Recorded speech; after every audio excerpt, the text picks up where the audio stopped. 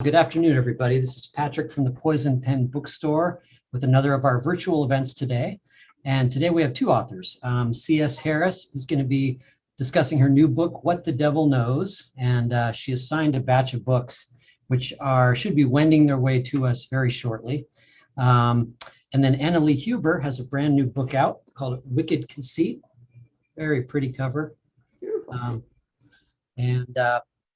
So anyway, everybody watching on Facebook, if you have questions for, sorry, I forgot to hit pause on the recording. Oh, well, Rob can figure it out. Any of you watching on Facebook have questions for C.S. Harris or Annalee Huber, go ahead and put them in the comments field, and I'll be monitoring that throughout the program, and I'll pop up towards the end, and I'll be happy to ask any of those questions. So anyway, I'm going to turn it over to Barbara Peters, who's at her home office today.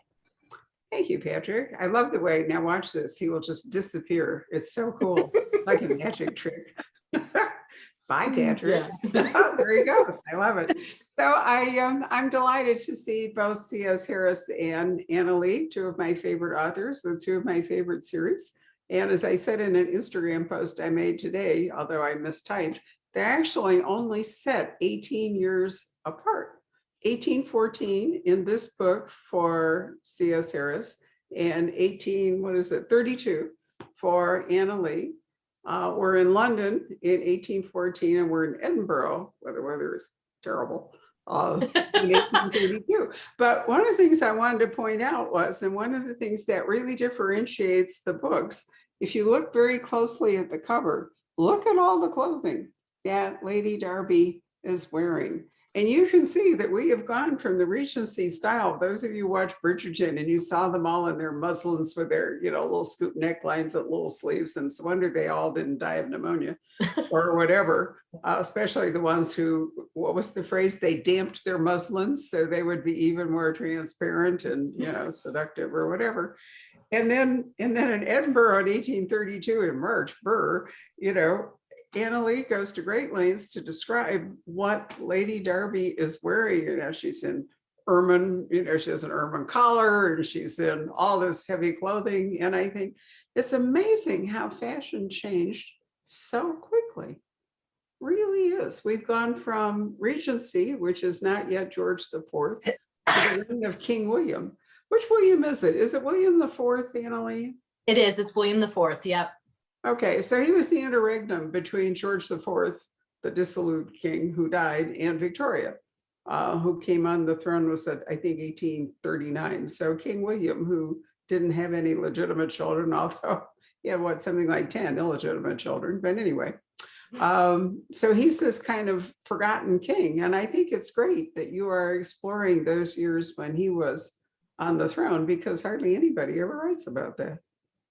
Yeah, that was kind of one of the reasons I picked the era, because there was a lot of Regency, there was a lot of Victorian, but there was this kind of forgotten era. And there's so much that goes on in that era, politically, and just changes in society, the Industrial Revolution, all these things going on. There's so many acts in Parliament that go through. And then also, of course, because of Lady Darby's anatomy background and the Body Snatchers and all that, with Burke and Hare in 1828-29, it was just, give her that background, she had to be set during that era of the Anatomy Act and the London Burkers and all that going on. So I was excited to jump into that era, and I've learned so much about it. Now I just love it. I think it's fascinating. This is your 9th Lady Darby, so we've had an opportunity. Unfortunately, they don't leap ahead in time to a great degree. And the other thing going on with Lady Darby is she's enormously pregnant in this book. And realistically, I'm happy to say, and maybe C.S. Harris, well, I'm just going to call her Candace. I'm used to calling her Candace. I can't just keep saying C.S. Is that hardly anybody ever mentions, visiting the ladies' retiring room, or basically, needing a chamber pot. But a really pregnant woman at a long party, there's no way she's going to make it through without excusing herself. And I like the way that you wrote about that instead of just glossing over it, which is what happens most of the time. Right. So Candace, 1814, Sebastian is I'm trying to think, was he wounded in in Spain, was that where was the battle in which Sebastian was wounded and left the army and came home? It was in the border between Portugal and Spain. Yeah. Okay, so it was that campaign. So in 1814, we haven't yet reached Napoleon's first exile to Elba. He is in exile. He is in Elba. Okay. Yeah, he came back in March, April, which was about almost a year really from the time, because there was a thing that when the violets bloomed again, he would be back, and that's when he came back. So it was about a year. Yeah. So you're writing your way towards Waterloo, but of course, the whole outcome of this, I'm always telling people, one of the reasons the Regency thing fascinates me is that if you read so much of it, it seems like everything is just all, happy and society and all these other things. But the truth is, it was a 20-year war going on, and nobody knew what the outcome was going to be until Waterloo. So it was a really difficult time. It was, and it had the economic repercussions that most long wars do, in terms of rich people got richer and the poor people really suffered, because there was a lot of economic dislocation going on at the same time. And there was also a very real fear throughout the entire period that the revolution would spread across the channel, especially because there was so much unrest, because there was so much economic distress. People were starving and they were being thrown out of work. And so there was a lot of repression. There was the ideas were there, the idea of democracy and representative government and common people voting. And so there was felt by the powers that be, felt to be a real need to suppress those ideas. And they did a good job of suppressing it for quite a while. They really did. So Lord Jervis, who was kind of the éminence rouge or grise of this whole operation here, those of you who've read the Three Musketeers, remember that those two cardinals that were called that, Richelieu and Mazarin, were agents of repression. So Lord Jervis is the guy, kind of the shadow behind the throne, trying to keep everything stable and dealing with a really unsatisfactory Prince Regent and a king suffering from some form of madness. So it was a tough act, really, if you think about it. It was, yeah. They did do a good job.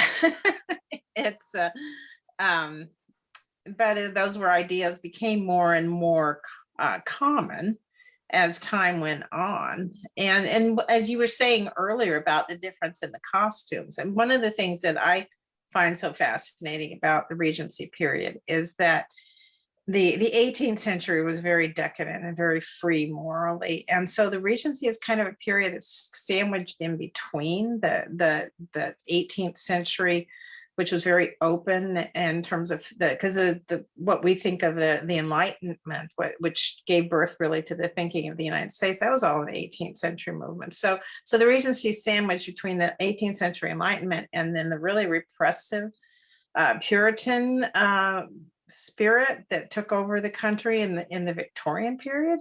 And that was why the clothing changed, because it was the clothing of the Regency period was seen as decadent, and women were put back in their home where they were belonged.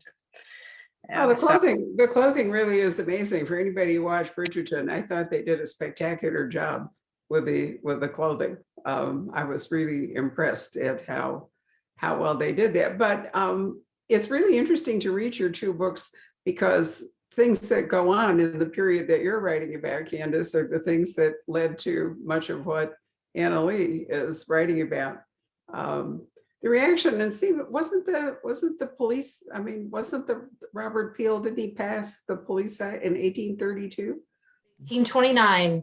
Yeah, 1829. Okay. So, you can really see how the things that Candace is talking about led to establishing a real police force rather than the Bow Street Runners, which was a much more casual, often the Radcliffe official system.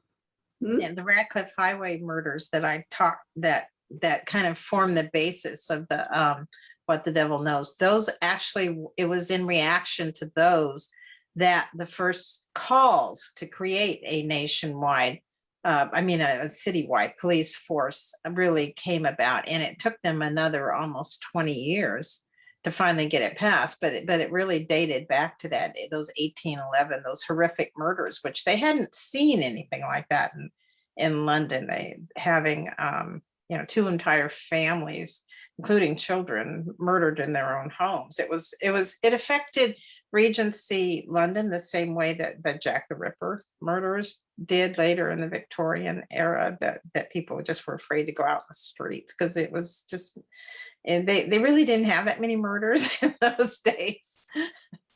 Well, they may have had a lot that just weren't counted. I mean, there were probably a lot of casual murders that nobody really paid attention to, but still. I remember reading, The Mall and the Pear Tree. P.D. James and T.A. Critchley, I think his name was, wrote a true crime investigation of this awful Ratcliffe Highway murders that Candace is talking about. And I think, didn't David Morrell dive into this with the fine art of murder? I think looking back on it with Thomas de Quincey as his kind of point of view character. But the truth is, nobody's ever really solved those crimes. So it was an excellent thing for you to write about. Well, but because I pegged the Sebastian period to the historical events that each book is set in, starting with when the Regency was proclaimed in February of 1811. So when I got to December of 1811, when the first murders took place, I really wanted to deal with it, but it just didn't fit in with Sebastian's his personal story arc. So it was I enjoyed being able to go back and pick it up with this one, to look back at what happened in 1811, and I tried to be as true to the real historical record of those murders. It's like, because it really, when you read it and really look at it, it's like, okay, none of this hangs together. I don't think this guy was really killed. I know, it's wild. I was pretty pleased you put in a map, because on all the time that I've read about it, I never really knew where the Ratcliffe Highway was. And I was rather surprised to get its location. So when you get Candace's book, I would recommend that you study the map, and we'll see where we are. So Annalee, Edinburgh, it's a fascinating city. Why did you decide that Lady Derby and I'm trying to think, what's the name? Tell me again. Gage. Yeah, Gage. Why did you decide that Edinburgh would be a place where they would be spending so much time? Well, so the series started out, it has a big focus in Scotland, and they end up back at Edinburgh. This is actually the first time I've returned to a location in any of my books, because there's family there, but also because Kira is so pregnant and she wants to have the child in Edinburgh with the physician that her sister used, that she trusts, because of her history with physicians and surgeons. She's kind of looked down on because of her late husband's reputation. So that was a big part of taking them back there. And also I had worked into the story arc to use the 1832 cholera pandemic long before I realized we would be going through a pandemic now. So it was really strange to write about a past pandemic while going through another one. And it really made things more difficult because I knew by the time this book would be coming out that people would probably be getting tired of the pandemic. They would be fatigued. They would not want to read about another pandemic. So I really had to kind of downplay it more than I was planning to. So it's more of this specter in the background, the overarching shadow that everyone's worrying about than, the real villainous, object I was going to make it. And also, it helped too that cholera doesn't work like COVID. Of course, at the time they had no idea. They just needed to boil their water and have better sanitation. But learning about all the weird ways they dealt with it, like that we look back now and say that's ridiculous. But it played into letting me not have to focus on it in such a way as we do COVID. So. Well, it's there in the background, but I think you make a good point that people who lived in wealthier and more spacious parts of town, of course, they thought it was a miasma and air transfer kind of thing, and it Correct. really just had better water. But nonetheless, I thought that was really interesting. And Candace, that's true in your books too. When they go from accommodations that they live in and so forth, and in this book, they're heading off to some of the worst parts of London. I think those contrasts are terrific, and yet the geographical space is not that big, is it? No, it isn't. You can walk from one end of London to the other in those days pretty easily. Yeah. But that's one of the things that I really have made it a point to try to do with this series, is to show the entire spectrum of the society, because especially with the Regency, there's a tendency to focus on the aristocracy and then the royal family, and that's, they were only a tiny segment of the society. So I always try to make an effort to show the entire society from the top all the way to the bottom. And that's one of the reasons I decided to make Sebastian a nobleman, because only a nobleman could really move easily in the amongst the aristocracy. But then I also wanted him to have the skills, which is why he's a military man, and to go into the docks, to go into the slums and mix with the other segments of society. So both of you have found that, and really, in order to have your aristocratic sleuths do this investigating, they still have to assemble kind of a team. I mean, there has to be somebody who can do the forensics. So Sebastian has his amputee friend who has a drug habit, which would not be surprising given all the pain of missing a limb. The ghost pain, it's a horrible thing, and it never goes away. So, and then, some kind of relationship with whatever law authority there is. So both of you have to deal with that. And I find that inevitably you wind up with an ensemble cast, don't you? I mean, you might start out with just two people, but there's almost no way you can write as many books. What is it, 15 or 16 for you now, Candace, and 9 for Annalee in this series, without acquiring all these other characters as you move along. So at this point, a question for both of you: who do you most enjoy writing about?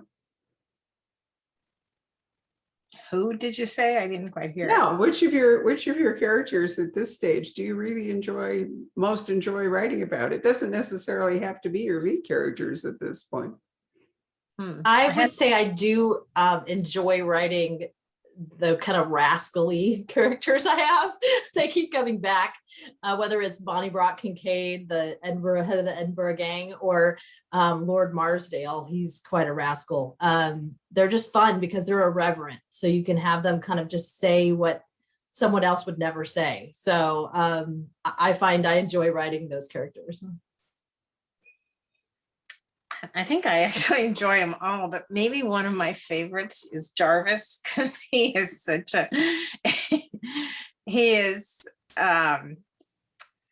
an amoral character. He's fun for that reason, because he's very powerful and he's very arrogant and he's ruthless. Although he has, he's not entirely a Black character. He loves his daughter. He's very dedicated to Britain and to the monarchy, the institution of monarchy. So he those are his redeeming characteristics, but he's just he's so ruthless that, yeah, he's fun. I find he has a very modern parallel in Washington, D.C., but this is not a political comment, so I'm going to pass on. I'm sure you can figure out who I'm talking about. And I really like the way that you may or may not be setting up Lord Jarvis for an interesting future, because he became a widower a few books back when Sebastian's wife, the daughter of Lord Jarvis, always good for tension, when her mother died. And a relative has arrived, and now the relative appears to have snared Lord Jarvis, or possibly the other way around. So I foresee that there may be some rough waters, or not, in Lord Jarvis's life. But that's the great thing about this series, just book to book, you're dying to know what's going to happen next to these people, right? And they already have a child, but in Kira and Gage's case, we don't get to meet the baby who was born. Well, it's a spoiler, but too bad. Who was born safely at the very end of the book. So that's going to change their lives, isn't it?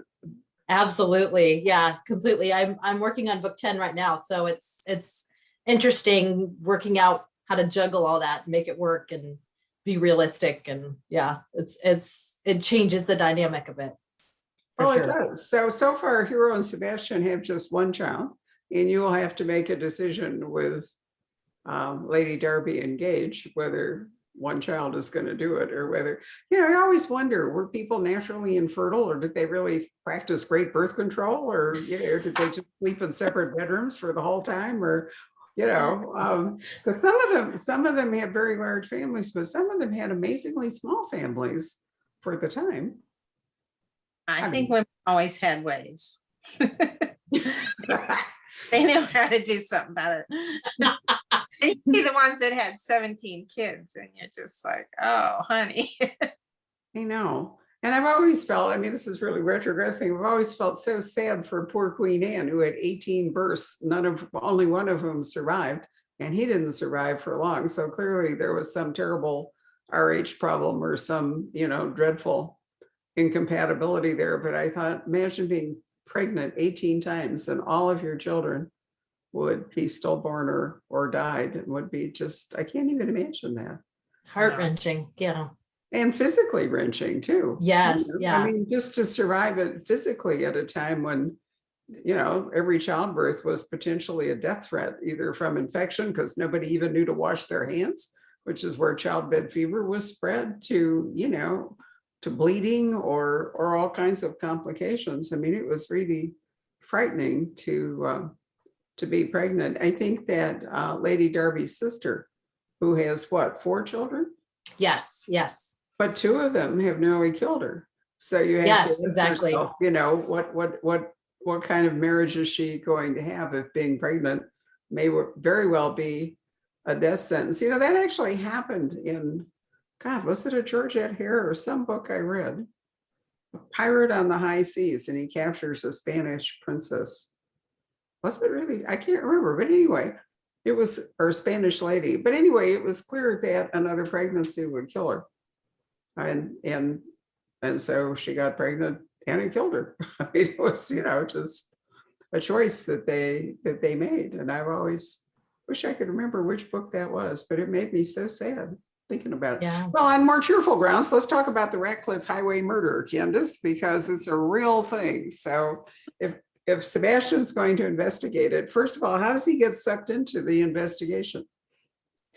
Well, there's a murder of one of the magistrates who was involved in his made-up character, but I made him involved in the investigation of the 1811 murders, and he gets killed in a way that mirrors those deaths. They were very horrific. The victims were beat over the head and their throats were slit, and so that's what draws Sebastian into it, because there's a fear that the city is afraid that okay, it's just starting up again, and then they realized that there was another murder that had also echoed them. So that's how he gets drawn into it, to try to stop the panic from spreading across the city. So is he invited into the investigation by law enforcement, or how does that work? This time it's by Lovejoy, the Bow Street magistrate, who was introduced in the very first book, because in the very first book, Sebastian is accused of murder and is running for his life, and Lovejoy is the one who was tasked to bring him to justice, and they developed respect for each other. So as this, that's the device of this series, that when Lovejoy runs into problems that he can't handle, usually because they are involved aristocracy that would make it difficult for his own force to investigate. In this case, it's mainly because it's such a delicate and such a dangerous case that he wants Sebastian's help. Well, yeah, it makes perfectly good sense. There's really not a scenario I can think of where Sebastian could just on his own hook, walk into this investigation. I mean, it needs some sort of official imprimatur, I think, to actually make it work. Other cases have resulted from personal things, or, I mean, it isn't always an official investigation. And So sometimes Hero stumbles over a body, or Gibson finds one, or but it also works to have if it's a murder involved in some way with aristocracy or the royal family, then it's hard. Would have at that time, it was such a classed society, it would have been really hard for Bow Street runners to really effectively investigate a situation like that. yeah, it would have been. Unfortunately, Sebastian also has the young boy that he is, plucked to be his groom and other stuff, because somebody also has to go back down into the kitchen and the servants' quarters and other things to investigate, and they would all be panic stricken as Sebastian wandered down into the servants' hall. So, you're right. The whole class structure is such an important part of how these investigations work. Annalee, is that also true with the Lady Derby series? Oh yeah, absolutely. I mean, just for example, in London, the Metropolitan Police were established in 1829, but they were established to prevent crime. They actually didn't investigate crime for another 10 years or so.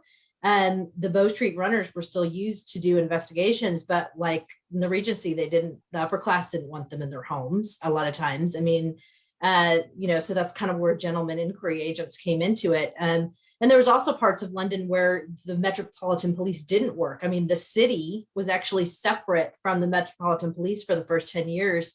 And so criminals would dash back and forth across the border of the city in the middle, the circle in the middle of the city. The criminals would just dash back and forth, or the magistrates would tell the magistrates of the city would tell their constables and stuff to just, run them across the border. So the Metropolitan Police had to deal with them. I mean, it was crazy. So, and then other cities, Edinburgh had a Metropolitan Police force at that point.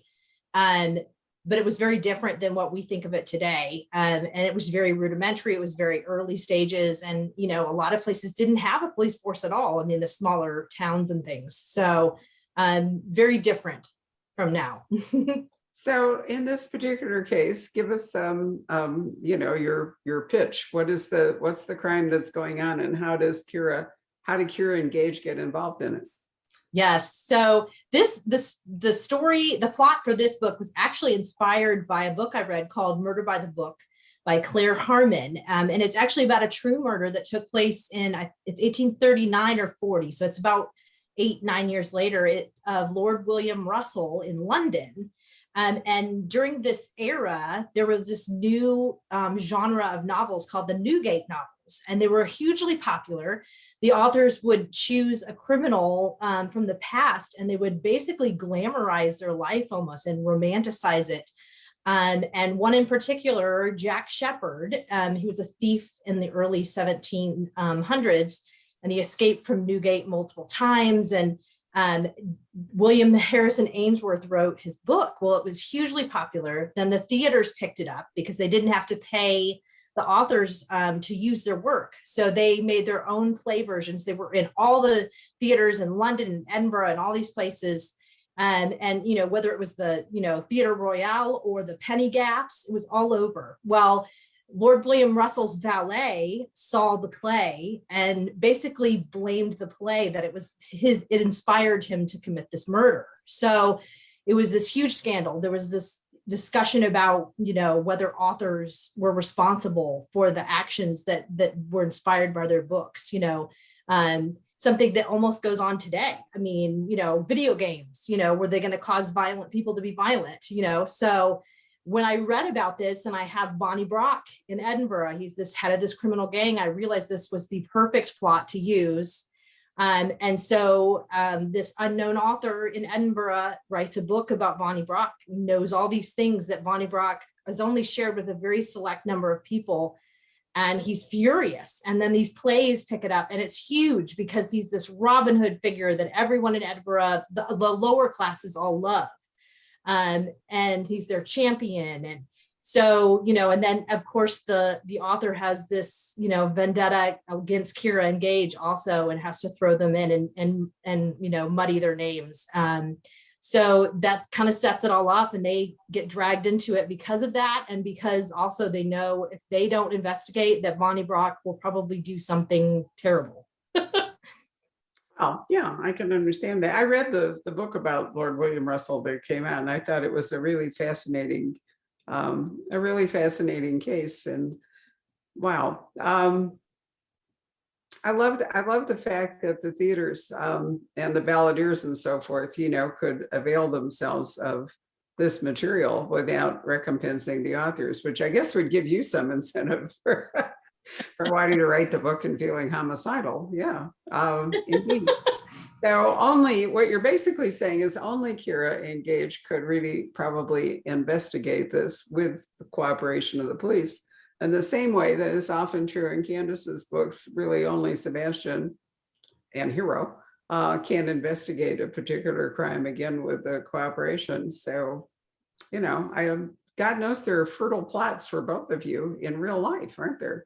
You can adapt them. So the other thing I love about both your series is the past lives of these characters. So Candace, we have known from the beginning, well, from book one, where Sebastian was very much in love with a young woman in Revelations. I don't want to do any spoilers here. Revelations ruled out a long-term satisfactory conclusion to it. But we've been chasing with you that whole story of Sebastian's origin since the very beginning. And you've tortured us now through 15 or 16 books. Are we ever going to get to the answer? Or I don't want to say what it is, or are you just going to keep spinning this out? No, I've been waiting because his mother, it's his mother who's he thought was dead, and was a lot, actually just ran off and left his father. And she has some knowledge that he desperately wants. And she's been living in France. So I have been waiting for the war to be over. So the next book, which is when I know everyone with all my readers with this book, they were saying, I hope we're gonna, it's like, no, not this one, the next one. But in number 17, Hero and Sebastian go to Paris.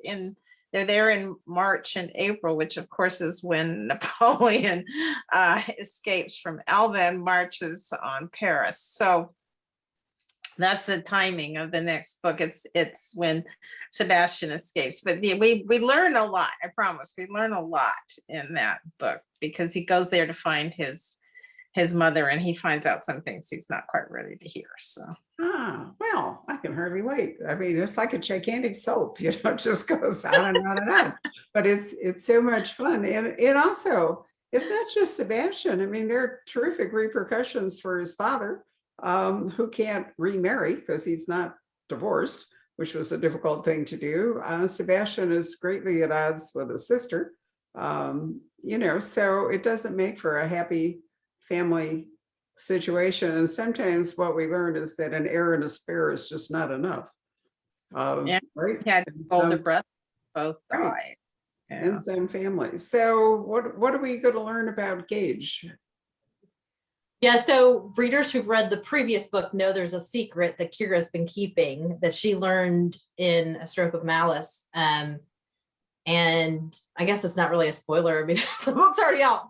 Gage has a half brother that he never knew about. And of course, you know, the timing of it means that his father, you know, cheated on his, you know, his mother, who he adored and was very protective of. And because his father was in the Royal Navy, he was away for much of the, because it would have been the Napoleonic Wars. at that time era. So she's been keeping it from him because the half brother asked her that he wanted to tell him, and then he took off for reasons. And so she's stuck. She wants to tell him, but is afraid to tell him, but knows she should be loyal to him. And it's a big conflict within her for the book. And she knows that it's going to cause a lot of problems because Gage and his father just finally reconciled in a lot of ways. And now that's just going to rip it all apart. So that's a big emotional turmoil for her for this book. So in both cases, ladies, in order for them to weather all these family storms and difficult relatives and so forth, they have to have a really solid marriage, don't they? You know, and I remember when Hero first came on the scene, Candace, I thought there is just no way this is going to work out. But surprisingly, no spoiler here because they've been married for a while and have a child now who's what, almost 2? How old is he now? He's turning 2. Right. So they've apparently, you know, established a very solid marriage, despite the fact that her father, Lord Jarvis, absolutely loves Sebastian, and Sebastian's family is a wreck. And all. Do you think that makes them more bonded together because of all that?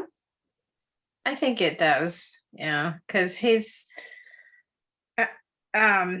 in a sense, they saved each other because Hero has a lot of her father in her, and she's a better person than her father, but she can be ruthless like her father. And Sebastian sort of brings out the best in her, and she saves Sebastian in the sense that he was so devastated by combination of what happened to him in the war and what he did in the war, which was pretty horrific.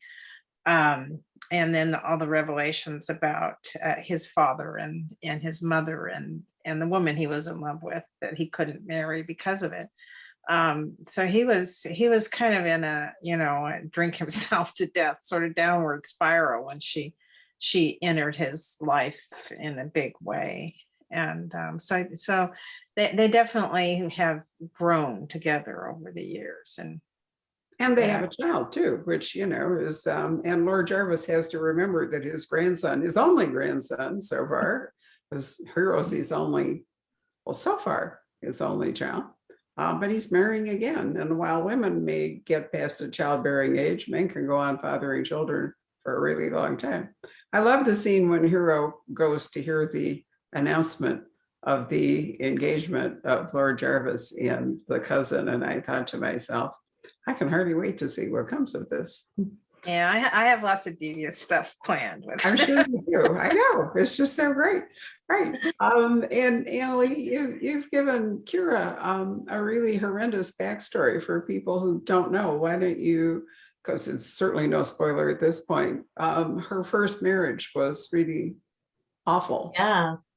So her first love is art. I mean, she's a portrait artist. She's gifted at it. That's all she really wanted to do. And, you know, at that era, women weren't allowed to really just pursue that kind of thing. I mean, they could dabble in it, but, you know, so she allowed her father to arrange a marriage for her. She thought that Sir Anthony Darby was, you know, going to let her just paint, and he accepted her for who she was. Well, little did she know the reason he wanted to marry her, that he did marry her, was because he was an anatomist and he was creating a definitive anatomy textbook. This is precursor to the great Gray's Anatomy. That's in the 1850s, I believe that it's written.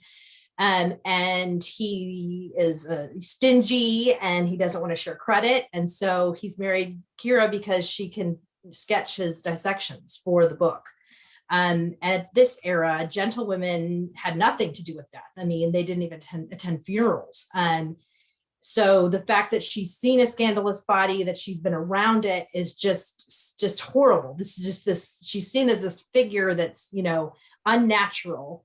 And when this emerges, when Sir Anthony dies. And so she's really, you know, and Sir Anthony was also very abusive. I mean, you know, we learned that he threatened to break her fingers if he didn't do what he wanted, and then she would never draw again, you know. So There's a lot of brutal things he did. And so when she ends that marriage, she's very in the darkest place she can be. She's very broken at the beginning of the series, hiding away at her sister's Highland estate, and she doesn't really know where she's going to go from there. And when the first murder that she investigates happens and Gage walks into her life, it really turns the corner and opens a door to something she had never known she could do before. And it helps her find herself again and find her will to move on and to best all those people that, would have stomped her down. So. And to appreciate Gage in contrast to the horrors of her first husband. Of course, her first husband was operating, because you mentioned this, that they had to steal bodies in order to do Yes. dissections for. Yeah, this is the era of the body snatchers, because Right. the anatomy schools only, they were only allowed to legally dissect the murderers that were hung. So there was very few. So in order to be able to teach their students, they were, buying these bodies, and it was like a, official contrived thing that everybody knew this was going on, even though it was illegal, so they were buying these bodies from these body snatchers to be able to teach their students. I mean, it was a difficult thing that was going on. It needed to be changed, which is why the Anatomy Act is coming up in the series. But yeah, her husband was definitely purchasing bodies from body snatchers. It was the only way he would have been able to get them, because he wasn't even in a hospital school or a official anatomy school, which is would have got the murder bodies. So Yeah, some of the body snatchers actually snatched people and killed them, Yes. rather than digging them up from graveyards. And which so is where the fear over the Burkers and all of that, that plays into a lot of the populace. Yeah. but it might have been less ghastly after the Anatomy Act was passed, when there was more or less a legitimate path towards acquiring bodies for dissection and student, but that doesn't help Kira. So it's a combination, I think, of her sort of unwomanly role plus her husband's basically illegal, illicit Correct. acquisition of bodies that makes it so horrendous for her. So she's not always welcomed into society, or there's always this kind of trail that follows her. So I love the way Yes. you've given, your characters all these backstories and tortuous lives. So listen, I've talked enough. What would you like to ask each other? Do you have questions for each other? Annalee, what would you like to ask Candace? Oh my goodness. Well, when I've been thinking about this event, she had mentioned before about the Radcliffe Highways. I can't wait to read the book, because I'm really interested to see how her take on it. So, and you asked that. Yeah, and to see where Sebastian and Hero are going and all that. I love the little romantic subplots that move through books. So I always get into those. I don't know.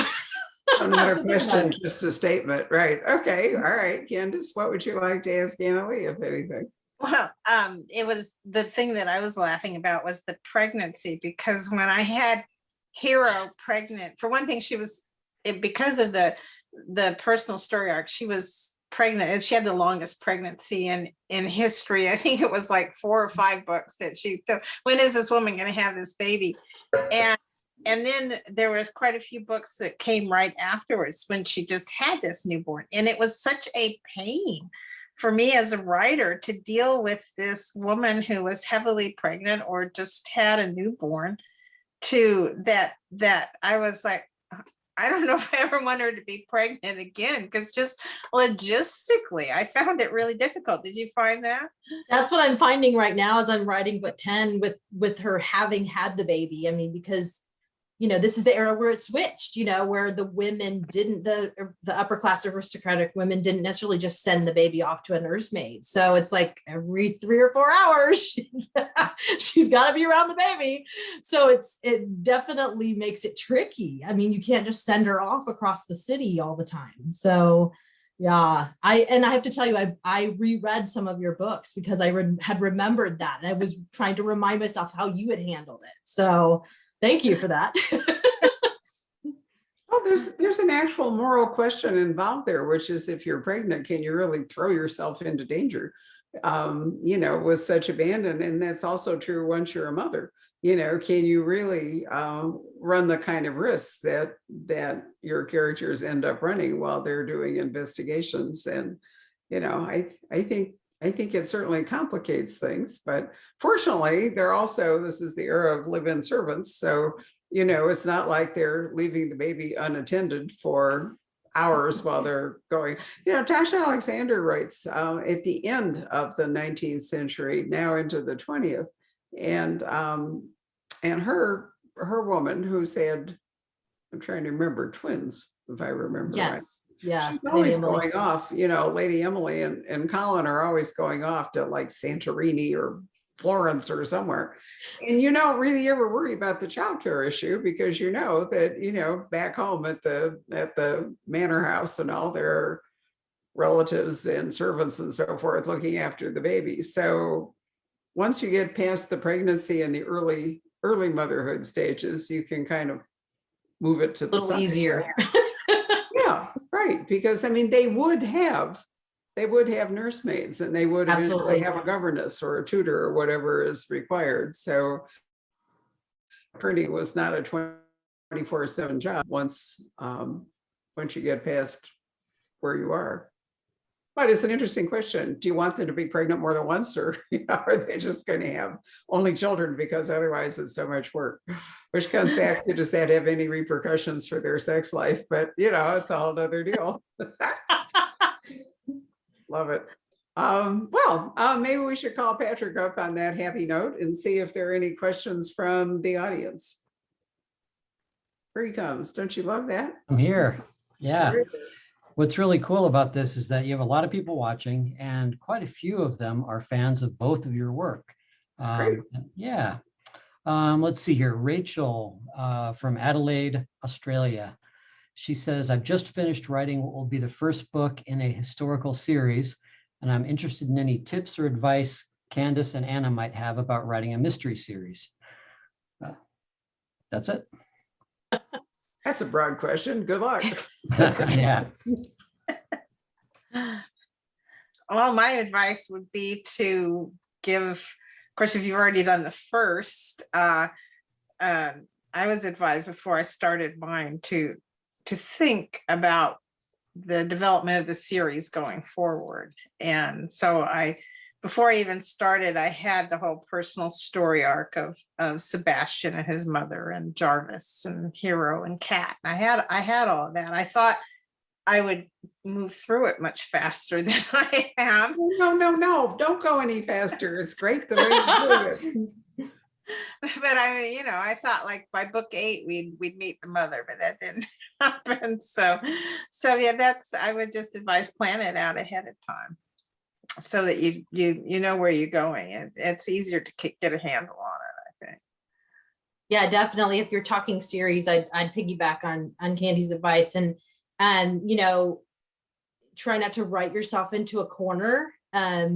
Sometimes you think something's a great idea and then you realize, oh shoot, how am I going to work around this now? So if you have to try to think further ahead, hoping that that's a series and it goes on. So yeah, definitely. You probably want to make sure that your characters aren't too old in the first book, right? You want to keep them, give them a lot of room. Just don't move it along too quickly, because you're writing towards, both of you are really writing towards significant events. Eventually Victoria is going to come to the throne, and that's going to be different for you, Annalee, and Waterloo and its aftermath will change things up in your series, Candace. And eventually, when George III dies and George IV becomes king, that might have some impact. Will Lord Jarvis, how old can he reasonably be and keep up, the work that he's doing? So I think, it's a mistake to age everybody too quickly or to move too fast through events. But that's just my advice. All right, carry on. Another question? Yeah, there are a couple of questions that are basically asking about, do you have an idea of how many books are going to be in each of your respective series? Let's see. Or does that kind of long view change, as you keep writing? Oh, go ahead, Candy. Oh, okay.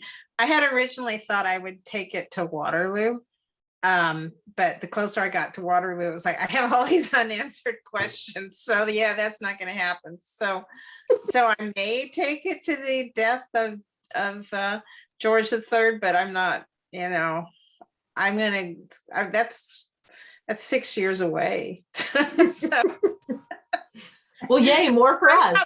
die first before I get there.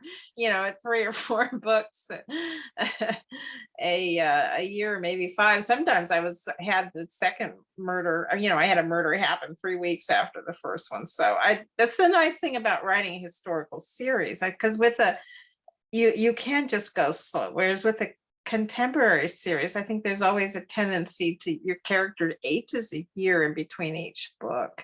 The society moves on. If you started writing a contemporary and made one, well, like James Lee Burke, he's a Vietnam vet, and he's 70 now or 70 something he's got to be, because it's tied to, you're tied to those recent historical events. With each passing year, the character gets older, whereas you don't have to do that with a historical. Yeah, when I first started, my initial goal was to get to the London Burkers. So I kind of crafted the story arcs, the character arcs, to get to that point, which happened in An Artless Demise, book 7. So once I got there and I got to keep writing, I had to kind of adjust.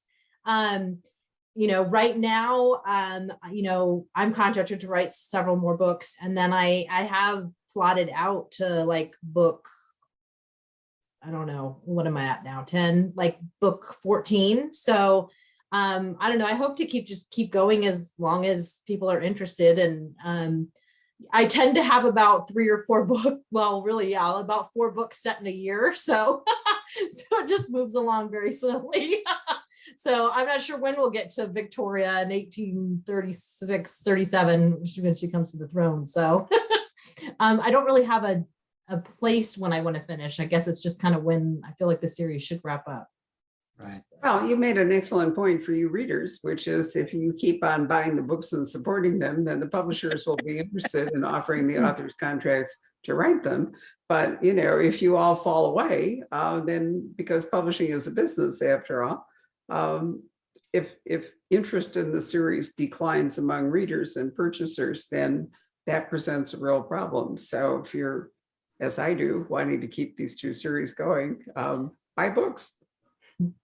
Didn't Charles Todd, didn't they write, I don't know how many books and they've only gone a year or 2 ahead? I remember you talking about think Rutledge is not moving very quickly along. I think he's still in 1919 or something, but he goes. It's like one every month. I think they go like just a month ahead. Like that. Occasionally it's a little bit longer, but he's a working policeman, and he would in fact be working successive cases. There wouldn't be these long gaps. Otherwise, Right. he'd be discharged from the police department and have to take up some other profession. But also moving him too fast, too far away from World War I would make a number of things that make that series what it is be difficult to continue. So, there we are. I never even think about time in the Rutledge series. I think about place, because he keeps moving around to interesting places. So, to me, that's really the hallmark of the Inspector Rutledge series, is where is he next? He's just been in Wales. And for all I know, he's going to be, he's been all over England and even up into Scotland, which is great. Well, with historical series, you have a framework. Obviously, you have history and you have events that you're working towards, where we don't have that with contemporary novels, obviously. Let's see. There are a couple of other sort of writerly questions. How much research goes into each book? And then how long does it take from first words on the page to finished book on the shelf? Ooh. That's from Cindy, by the way. I would say for research, for me at least, it depends on the book. I do a ton of research before I start a series, like if it's a different time period, for example, to ground myself in that era. But then for each book, some books, you know, follow historical events tighter than others do. So for me, it always kind of depends. But from the writing standpoint, it takes me about 4 months to write a book. That's from like starting to write, until I turn it in. But then obviously it goes through all of these drafts with your own publishers, which takes months and months and months. So it's probably a year from first researching to maybe final proofread, somewhere in there. So I do a lot of research, probably way more than I need. I have a PhD in history and early 19th century, late 18th, early 19th century was my area of specialty. But I still have to, each book, if there's a historical character that appears, you know, I'll read 4 or 5 biographies about them, or I don't know, there's just always seems to, I will always overdo it. I know. And this is why I have so many books. I'm in the middle of packing and trying to move, and I just gargantuan library. But in terms of, I'm way slower writer. It takes me a year to write a book. Sometimes I can finish it faster, and I will grab a little bit of time to maybe, you know, try to do something else. But I know if I push myself too hard, it's just exhausting. I just work, that's the pace I work at. I just have to admit it. Do you both shoot for a certain number of words each day, or how does that work out? You know, I used to do that. I used to try to write 5 pages a day. And because ending a chapter gracefully and is hard, I found that I was drawing out a chapter so that I'd get my 5 pages. And that was, you know, that's not good for pacing. So I quit doing that. For me, when I'm intensely writing the first draft, I aim for about 10,000 words a week. So I don't do it by day. I kind of, if I don't hit it, my goal for that day, then I have to make it up later in the week. So, or at night or whatever with my kids. That's about 40 pages, 40 double spaced pages. Yeah, something roughly. about that. Something like that. Wow. But everybody's different. There is no right answer Absolutely. to how to write and how long does it take. Everybody has a different rhythm and a different technique, and you know, it's fascinating. Some people can write 2 or 3 books a year, and some people need 2 years to write a single book. And you know, there's no right or wrong or shame or glory or whatever you want to call it in that. You know, Kenda, I mean, you put out a book a year for 15, 16 years, I think.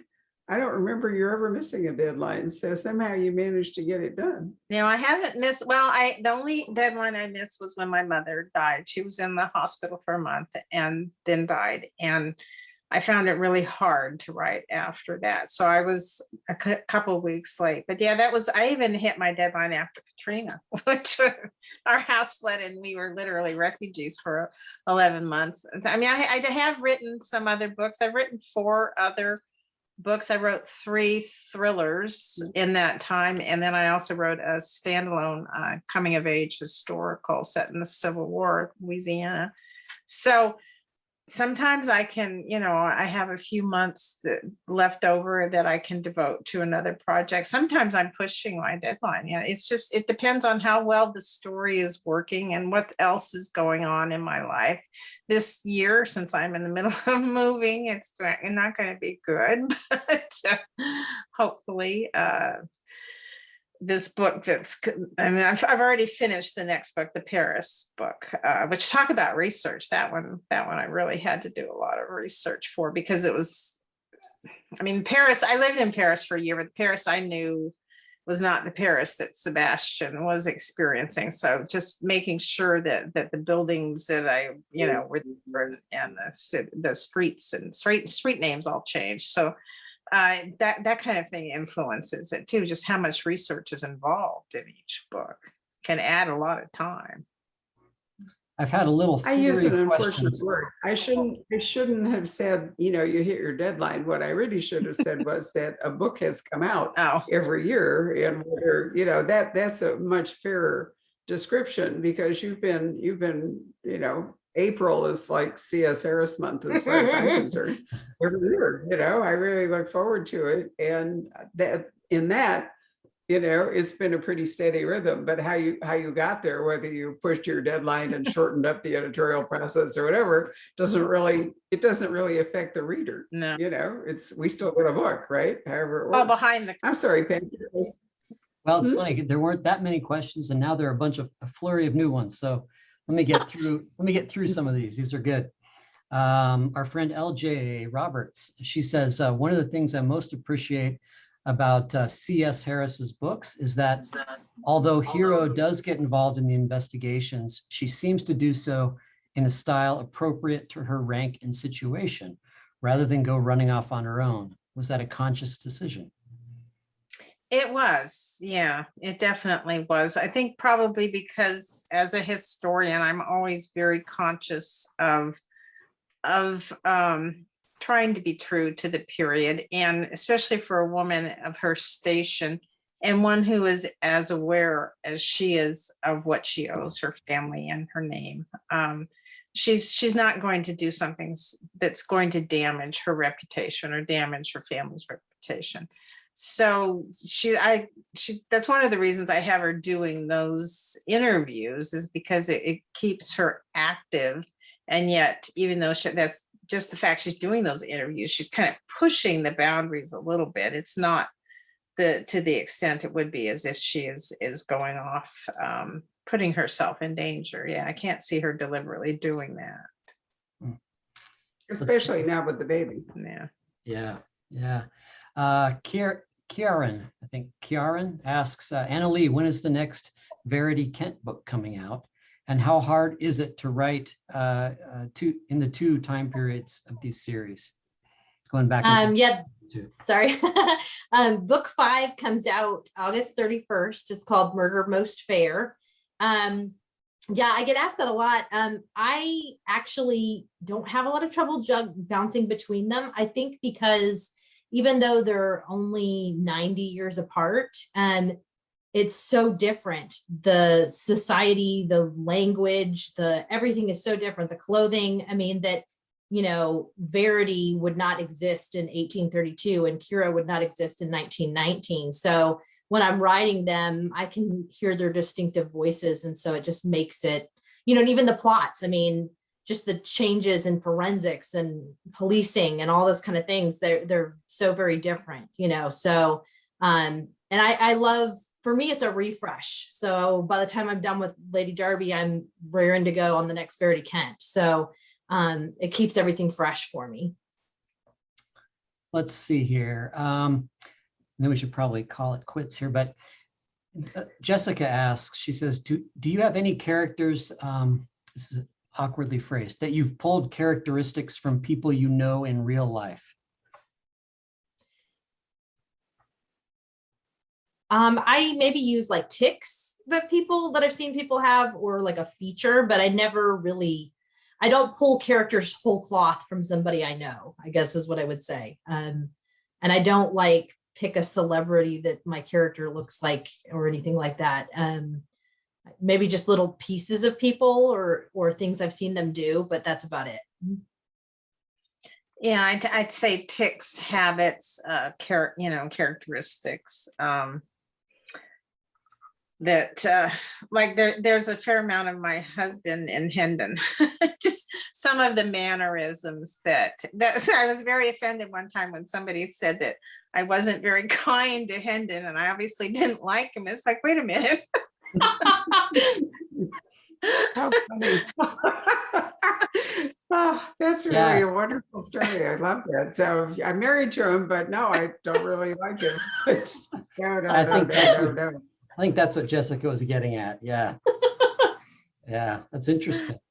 Actually, we haven't even talked about Hendon, but I think Sebastian's father is a really fascinating character. And, he's evolved quite a lot throughout the books. And I'm interested to see how how he will continue to play out as well. Yeah. Anything else there, Patrick? Maybe a final question. What do you like to read for pleasure? Any favorite authors or? Mary Stewart's my absolute favorite author of all time. I reread her stuff every once in a while. But I love historical mysteries also. I mean, I read like Candy and Deanna Raybourn and Tasha Alexander and Ashley Weaver and those kind of authors. And, you know, I read a lot of research. I feel like Candy, I'm sure is the same way. You're reading research for one book as you're working on the next, you know, another one. So, lots of nonfiction. And I actually throw up the books that I've read that I recommend on Goodreads and BookBub so that people, if they're ever interested, just check out my pages and you'll see what I've read and I recommend. So My favorite writers are James Lee Burke, Martin Cruz Smith, Dorothy Dunnett. Right now, in fact, for the last year, I've been on a classics kick. So I've been reading everything from Machiavelli to Jules Verne to Cervantes. Just all these books that I have on my shelves that I either read when I was a teenager or in college or never somehow or another got around to reading. That's what I've been reading. You know, that's been true in the pandemic. I think we've seen it even at the store in the books that sell, is a lot of people have taken this time to read books that they meant to read and never got around to. We've had a lot of classics turnover. Books, even, you know, books like War and Peace, maybe the occasional Proust. I've never been able to get through Proust, but bravo to anybody who actually can. Or Ulysses, you know, another challenge for the average reader. Wow. But it has been interesting to see. It's because there's some time, you know, when people are not all running around, there's been time to sit down and think about reading.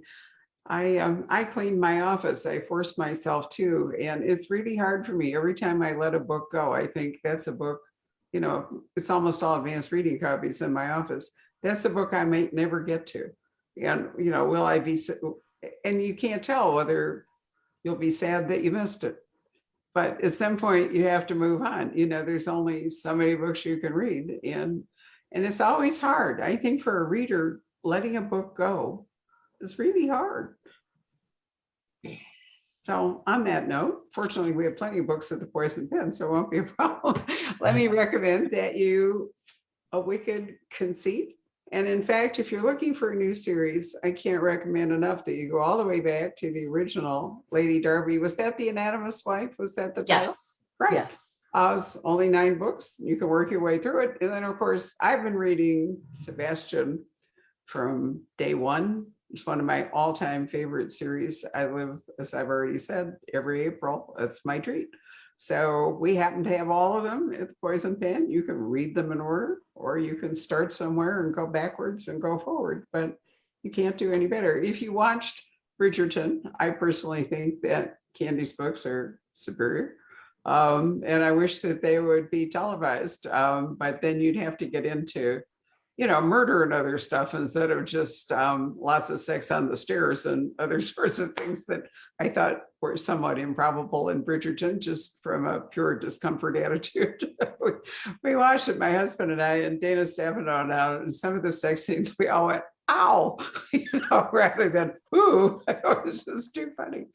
But anyway, you can hardly do better than either of these authors. So thank you all for joining us. Ladies, it's really a treat to see you. Candy, I miss you at dinner. We're going to have to, and Annalee, I'm trying to remember, this is embarrassing. Have you been to the Poison Pen? One time, yep. The last time with Candy. Right. Well, in any case, when we can go back to it, which I hope we can next year, I'll really look forward to that. But in the meantime, I'm glad we have Zoom and we were able to get together. So thank you both. And I thank all of you who've been watching it today. And we will have our autographed copies of the new Sebastian St. Cyr probably by the 1st of next week, because Candace is just finishing signing them and then they'll ship to us, which is exciting. Patrick, thanks as always for your great production. You bet. And good night, everybody. Thanks for joining us.